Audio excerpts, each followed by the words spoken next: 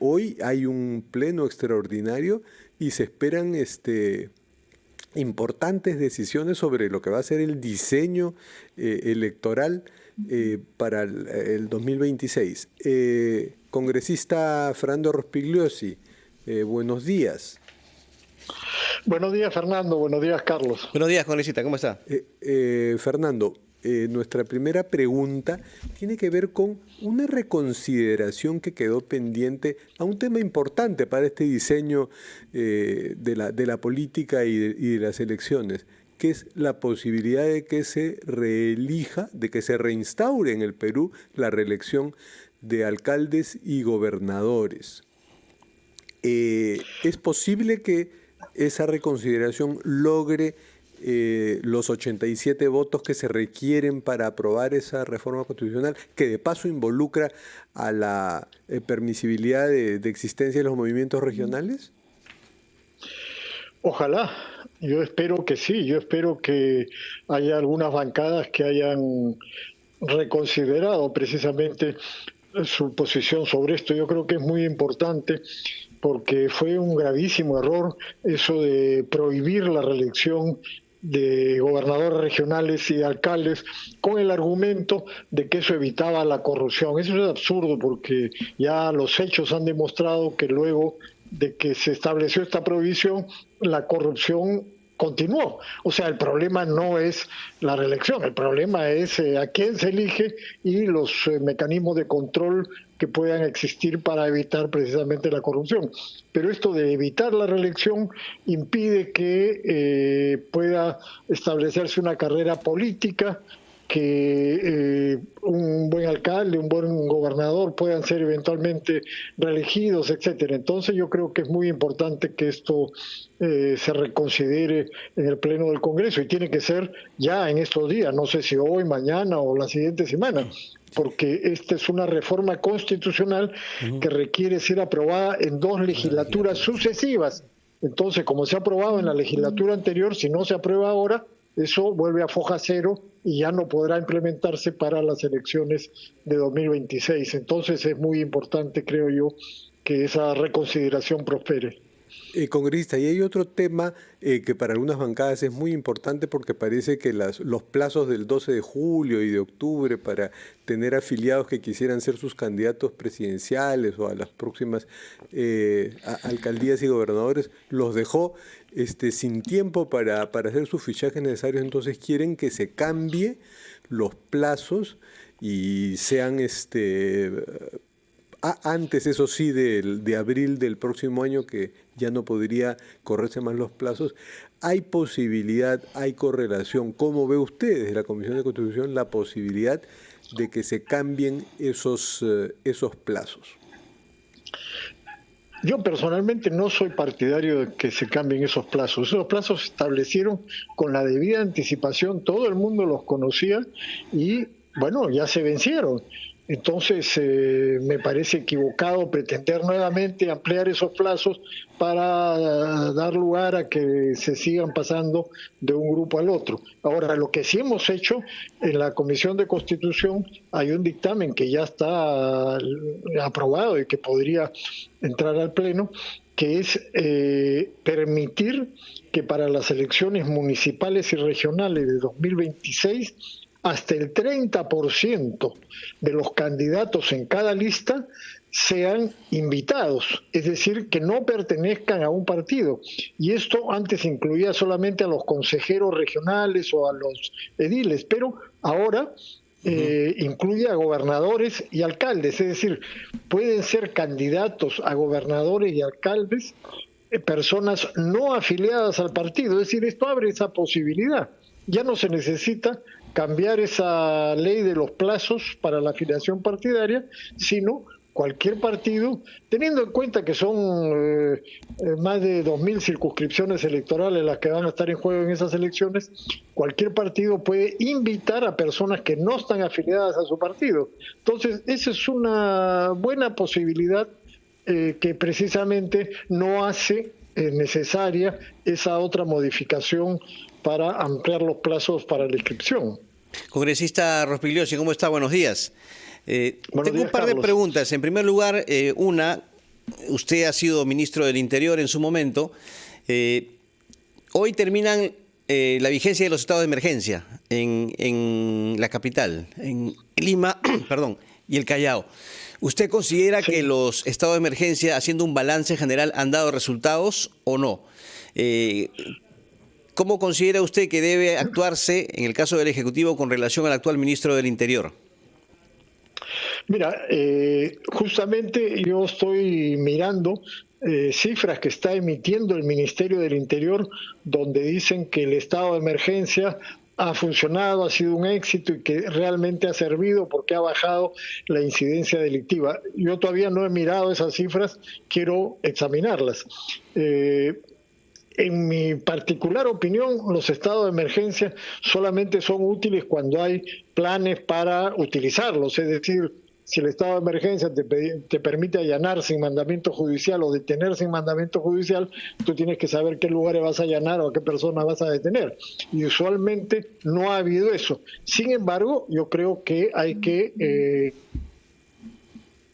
vamos a ver las cifras, hay que analizarlas. Yo confieso que como he estado metido en el asunto de Constitución, no he visto todavía las cifras, pero creo que es indispensable hacer un análisis a ver si realmente, como dice el Ministerio del Interior, las cosas han funcionado.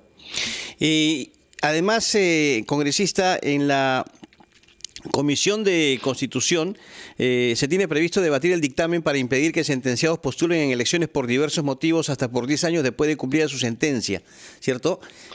¿Ya hay consenso para este dictamen? ¿Cuál es la modificación que se ha realizado? Yo espero que sí, porque, a ver, para sintetizar, habían 20 proyectos de ley que incluían 58 delitos. Como ustedes comprenderán, no se puede convertir la Constitución en una lista de lavandería, pues.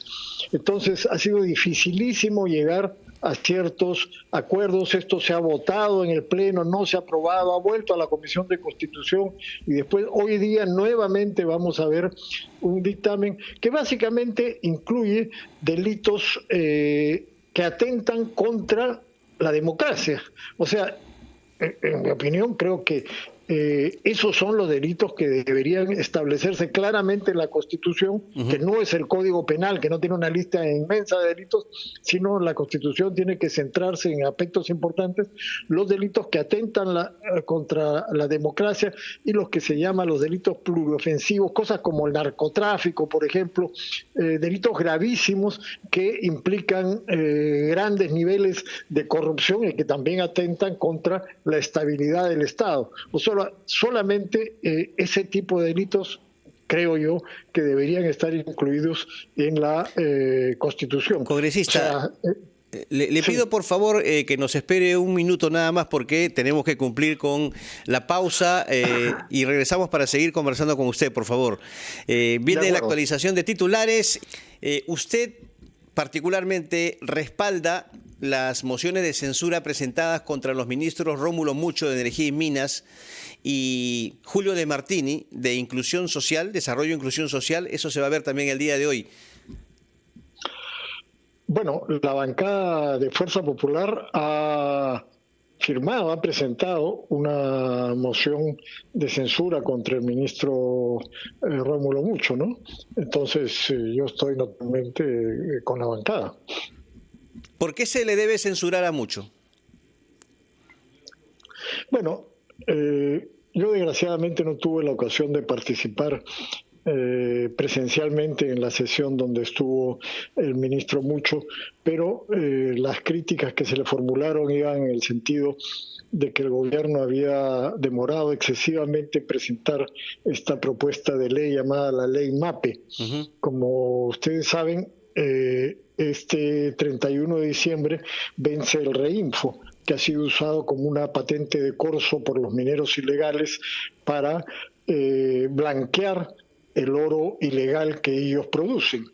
Y era necesario una modificación de la ley, pero el gobierno ha demorado hasta estos días, estamos ya a finales de noviembre, para presentar el proyecto de ley, teniendo en cuenta que la legislatura termina el 15 de diciembre y que además esta semana, por ejemplo, la mayor parte del tiempo va a ser usado en la discusión del presupuesto, que tiene que ser aprobado antes de fin de mes. Entonces, esa es una razón. Y la otra es que se entiende que no hay una solución integral al problema de la minería ilegal e informal. Entonces, esas son las razones que han motivado que se presente una moción de censura contra el ministro. En el caso del ministro de Martini, por las denuncias que hay en torno a la mala calidad de los alimentos entregados por el programa Jaliwarma, ¿usted apoya la censura? No, yo preferiría escuchar antes lo que tiene que decir el ministro y ver qué cosa es lo que se puede hacer al respecto. No voy a decir, ya se ha demostrado que hay corrupción en el programa Jaliwarma, ahora hay que ver cuál es la responsabilidad del ministro, si él directamente tiene responsabilidad en el asunto o no. Congresista, volvamos a los temas de su comisión, que son muy importantes.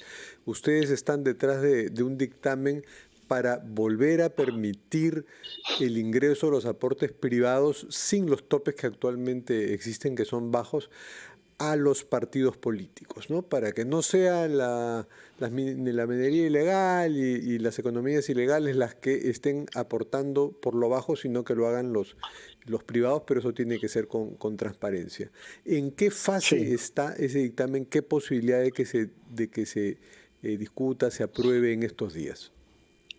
Yo espero que sí, porque eso ya se aprobó en la Comisión de Constitución y ahora está en el Pleno. Bueno, no sé cuándo se pondrá a discusión ese dictamen en el Pleno del Congreso, pero de lo que se trata es de lo siguiente.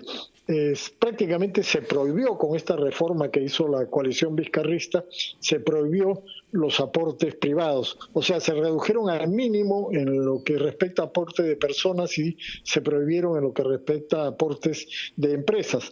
Ahora en este dictamen se restablece el aporte de las empresas hasta 200 UITs para una empresa y un determinado grupo político. Una empresa además puede aportar hasta 500 UITs en un año, no más de 200 UITs para un grupo, y puede aportar, digamos, para 2 grupos o 3 grupos, en fin. Pero se han elevado los límites y se ha permitido el aporte de las empresas, de las personas jurídicas, que antes estaba prohibido. Y también en el dictamen se incluye un mecanismo para que el aporte pueda ser hecho a través del Banco de la Nación de manera anónima para el que recibe el dinero, que no sabe quién se lo ha entregado, pero no naturalmente para el que entregue el dinero, que tiene que estar depositando en el Banco de la Nación con su nombre, con su razón social, con lo que sea, ¿no?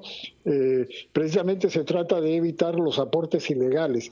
Todo tiene que ser bancarizado y con conocimiento de las autoridades, de la OMPE y de las autoridades encargadas de fiscalizar de quiénes son los aportantes, precisamente para tratar de evitar lo que ha venido ocurriendo, pues.